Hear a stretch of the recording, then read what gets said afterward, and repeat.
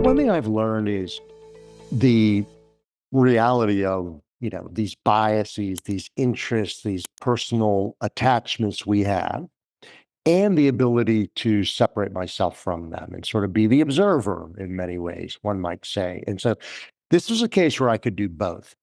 And I also, what the beauty of Zico for me was, I think from the moment we came up with that name and the image, and it was a we. There were a number of people involved. My sister, an architect, was a designer. My wife Moore was involved. We had partners involved. From that moment forward, this wasn't mine. I did feel, some might say in the spiritual realm, this is a child of the universe, like I do with my kids. They're not mine, right?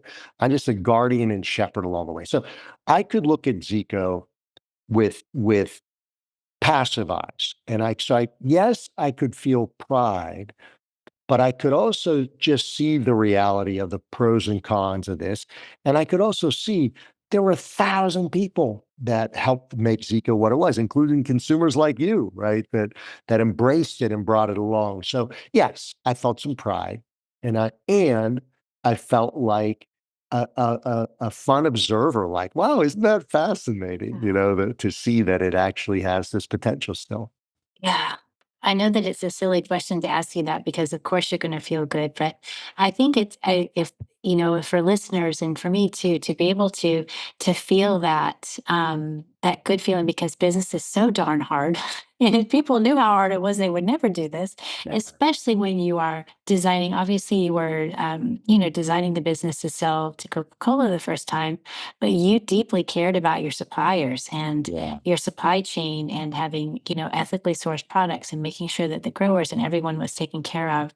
And so I just want everyone to kind of absorb that feeling, that good feeling, because we have so many rough feelings as entrepreneurs. Look, it's a great point, and I'll reflect back on one thing as well. As soon as the announcement was made that Coca-Cola was intending to sell off or shut down Zico, I got a call from a guy that Chris Weavers, that was our head of operations and supply in Asia for years. I worked with him for years, and he said, "Mark, look, I know this is happening.